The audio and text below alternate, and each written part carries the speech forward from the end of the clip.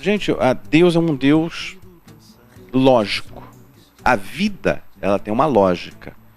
Se eu procuro ter uma boa alimentação, a tendência é eu não ter, na minha idade avançada, no decorrer dos anos, ficar doente. Ou eu vou ter menos doenças. Agora, se eu tenho uma má alimentação, se eu fumo, se eu bebo, se eu durmo mal, se eu não ligo, enquanto eu estou novo, enquanto a pessoa é jovem, não vai sentindo. Mas lá na idade, lá na frente, nós vamos sentir.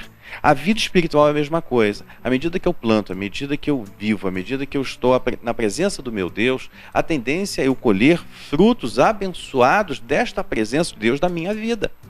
Tanto aqui no verso 7, ele diz assim: o Senhor é justo, Ele ama a justiça, os retos lhe contemplarão a face. Uma coisa lógica, o Senhor é justo, a justiça de Deus é que nos sustenta. Deus é justo? É, mas também é misericordioso. E a misericórdia do Senhor, como diz o profeta Jeremias, são as causas de nós não sermos destruídos. Deus é justo, mas Ele também nos sustenta, nos ampara e nos guarda.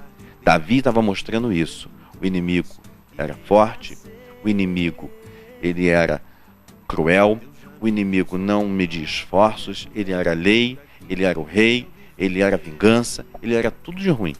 Só que ele tinha um Deus que ele confiava. Sabe o que aconteceu com Saul? No final da sua vida, preso diante de uma adversidade por causa de uma guerra, ele se joga sobre a sua espada e se mata. Saul se suicidou porque ficou com medo do inimigo.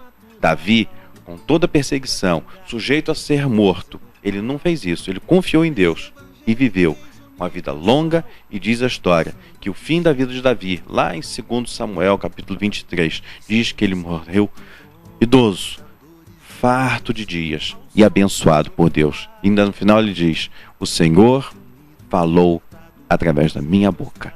Deus usou Davi para ser um canal de bênção na vida de muitas pessoas. Sabe por quê? Porque Deus é justo.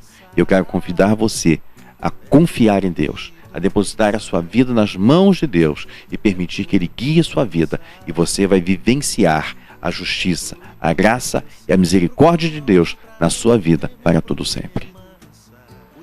Eu gostaria de lembrar a você que antes de ter uma igreja local, um templo constituído, a igreja somos nós. A Bíblia diz que nós somos o templo do Espírito Santo. Muitas vezes a igreja local está doente porque as pessoas estão doentes espiritualmente. Então a primeira coisa que nós temos que fazer é nos enfrentar.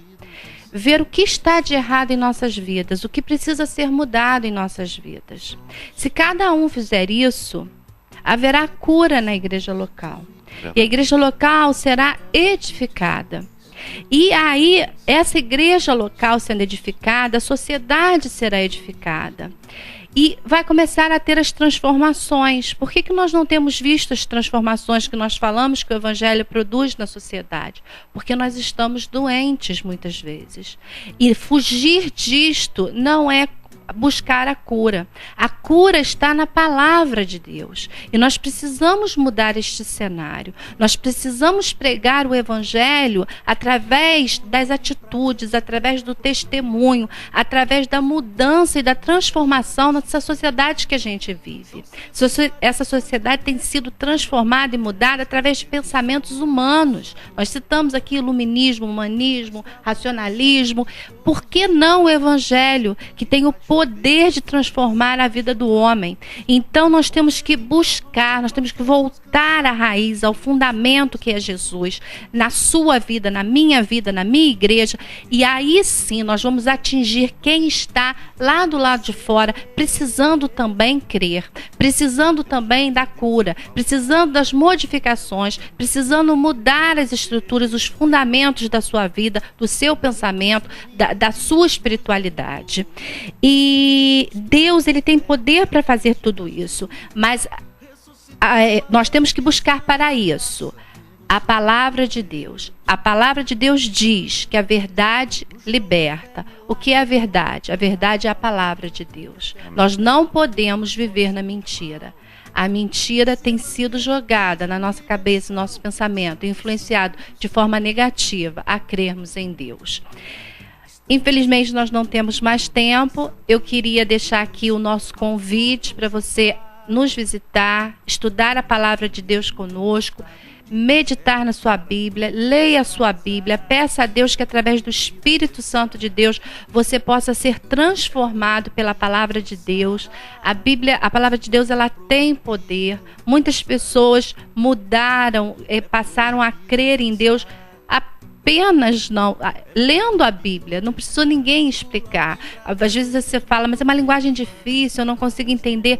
Peça a Deus direcionamento, peça a Deus capacitação. O Espírito Santo vai te capacitar a entender a palavra de Deus e principalmente a ser moldado por ela.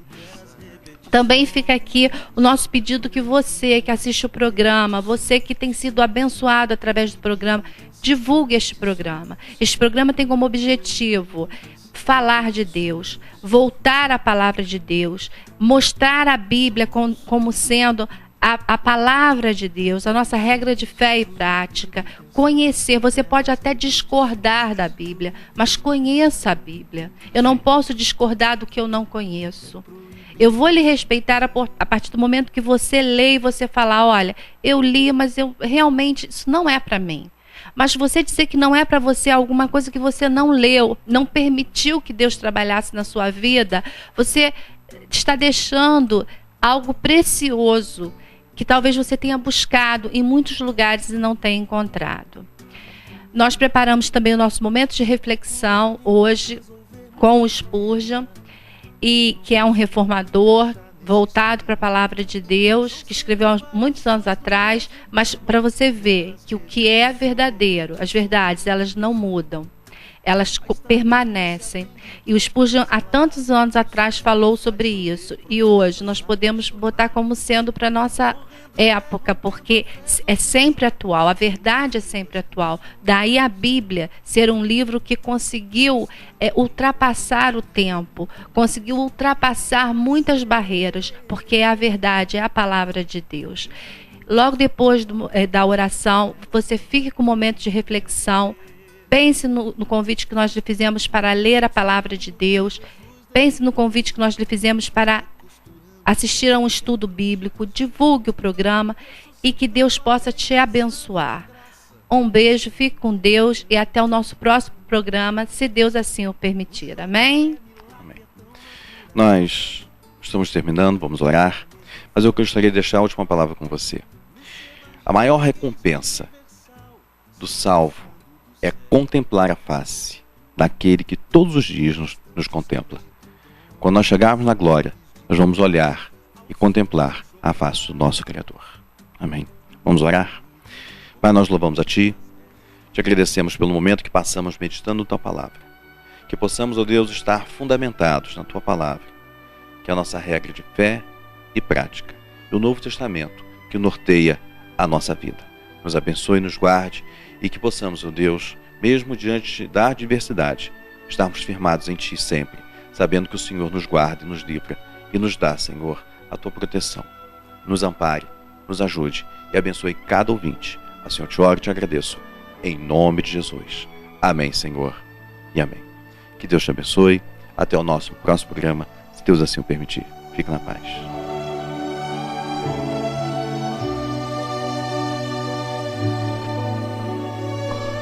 Pesado foste na balança e achado em falta. Daniel 5, verso 27. É bom que nos pesemos frequentemente na balança da palavra de Deus. Você pode descobrir que ler a cada dia um dos salmos de Davi é um exercício santificador. Enquanto medita em cada versículo, pergunte: eu posso dizer isto? Tenho os mesmos sentimentos de Davi?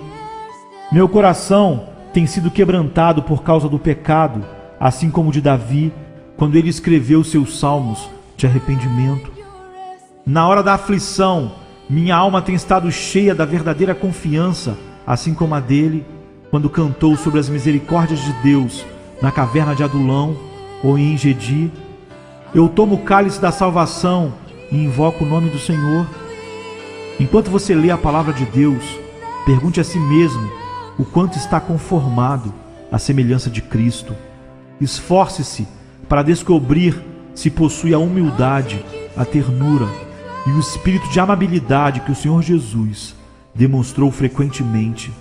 Depois, leia as epístolas, a fim de perceber até que ponto você pode se identificar com o apóstolo Paulo no que ele disse a respeito de sua experiência. Você já clamou, como fez o apóstolo: desventurado homem que sou, quem me livrará do corpo desta morte? Como está em Romanos 7:24. Você já teve o senso de humilhação própria? Você tem visto a si mesmo como o principal dos pecadores e o menor de todos os santos? Você pode se unir ao apóstolo Paulo e dizer: para mim, o viver é Cristo e o morrer é lucro, como está em Filipenses 1:21.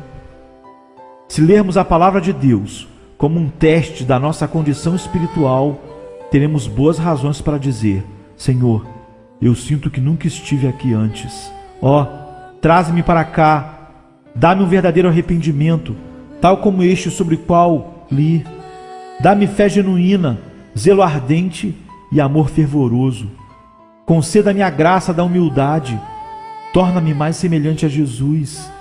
Nunca permitas que eu seja encontrado em falta quando pesado na balança do santuário, para que assim não seja encontrado nas balanças do juízo. Pesado foste na balança e achado em falta. Daniel 5, verso 27. Charles Haddon Spurgeon, 1834-1892.